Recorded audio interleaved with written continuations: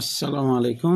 সবাই কেমন আছেন? আশা করি সবাই খুব ভালো আছেন। আল্লাহ আপনাদের সবাইকে খুব ভালো রাখুক সে দোয়া করি।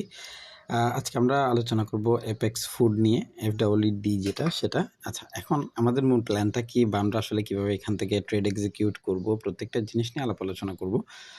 অনেক কিছু আছে এখানে যেটা আমাদেরকে দেখতে হবে বা বুঝতে হবে। ফার্স্ট আমরা একটা জিনিসের দিকে যদি তাকাই, এই অ্যাপেক্সের মোটামুটি সবকটা কোম্পানি এখন খুব ভালো করেছে বা রান টাইমে খুব ভালো করছে। আমাদের এখানে একটা জিনিস আছে, সেটা হচ্ছে এখানে একটা হাই আছে, দেখেন যে হাইটা সে ব্রেক করেছিল। তো আমার কাছে প্রথম টার্গেটেড প্রাইস হবে 260 টাকা, অর্থাৎ 260 টাকা পর্যন্ত সে যেন ড্রপ করে। আচ্ছা, এটা একটা প্রাইস।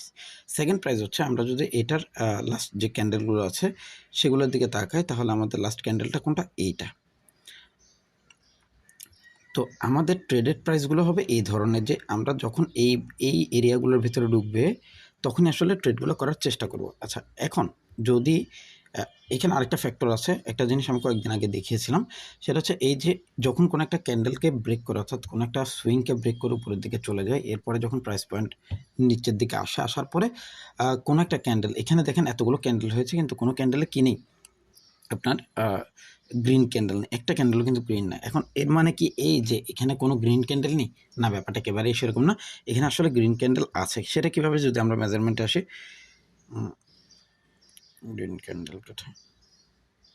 গ্রিন ক্যান্ডেল যদি আমাকে বের করতে হয় তাহলে আমাকে যেতে হবে চার্টে। সরি, ওহো, গ্রিন ক্যান্ডেল বলতে বোঝাচ্ছে হচ্ছে কোন প্রাইসটা আমাদেরকে বাইয়ের জন্য রেডি করছে। এই দেখেন এই যে ক্যান্ডেলটা, এখানে যে ক্যান্ডেল, এই ক্যান্ডেলটা কিন্তু গ্রিন ছিল, অর্থাৎ 280 টাকা। কেন? তার প্রিভিয়াস যে লো ছিল সেটা কত ছিল? সেটা ছিল হচ্ছে 279 টাকা। তো এই যে গ্রিন ক্যান্ডেল, এটা কিন্তু গ্রিন ক্যান্ডেল হিসেবেই মেজারমেন্ট হয়, ঠিক আছে? তো অর্থাৎ প্রিভিয়াস ডের হাইয়ের লো থেকে হাইয়ের দিকে যে প্রাইসটা যায় সেটাই গ্রিন ক্যান্ডেল। আচ্ছা, এটা কীভাবে? এটা হচ্ছে আমাদের এখানে একটু দেখেন, কই গেল পেনটা, এই দেখেন এই প্রাইসটা আর এই প্রাইসটা, হ্যাঁ। তো এখানে আমাদের 79 আর 80-এর মধ্যে একটা বাই ছিল। তো এরকম সেম এখানে আছে, এখানে আছে, এগুলো সবগুলো কিন্তু গ্রিন ক্যান্ডেল। এগুলো কিন্তু কোনোটাই রেড ক্যান্ডেল না, ঠিক আছে? এই জিনিসগুলো একটু মাথায় রাখতে হবে। হঠাৎ এগুলো একেবারে রেড করার বা রেড ধরার কোনো পসিবিলিটিস নাই। এখন ফ্যাক্টর হচ্ছে আমরা যদি ট্রেড করতে চাই তাহলে আমাদের কী ধরনের ট্রেড পজিশন নেওয়া উচিত বলে আমি মনে করি। তো আমাদের ফার্স্ট এরিয়াতে আমরা কাউন্ট করে দিয়েছি 260 টাকার লেভেল, এটা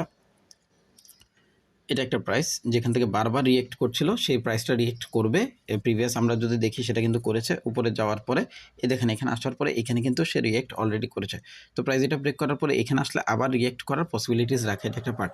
সেকেন্ড পার্ট হচ্ছে এই বক্সের ভিতর, অর্থাৎ এই যে রেড ক্যান্ডেলটা আছে, রেড ক্যান্ডেল এটা, হ্যাঁ, এই যে রেড ক্যান্ডেল, এই রেড ক্যান্ডেলের বডির ভিতরে যখন আসবে এখান থেকে আমরা একটা গ্রিন ক্যান্ডেল খুঁজবো উইথ ভলিউম, যদি আমরা পাই এখান থেকে আমরা ট্রেড করতে পারবো। অবশ্যই ওই রেড ক্যান্ডেলের প্রথমে যেখানে ক্লোজ হবে সেখানে 30%, রেড যেখানে ওপেন হয়েছিল বা লাস্ট লো ছিল সেটার লোতে 50%, আর স্টপ লস হবে এটার নিচে, এই যে রেড ক্যান্ডেলটা এখানে আছে সেই রেড ক্যান্ডেলের নিচে, ঠিক আছে? এভাবে ট্রেড করতে পারেন। এটা হচ্ছে আমার পার্সোনালি, স্টপ লস ইউজ করতে না পারলে ট্রেড করার দরকার নেই, সিধা সাপটা কথা। ধন্যবাদ, সবাই খুব ভালো থাকবেন।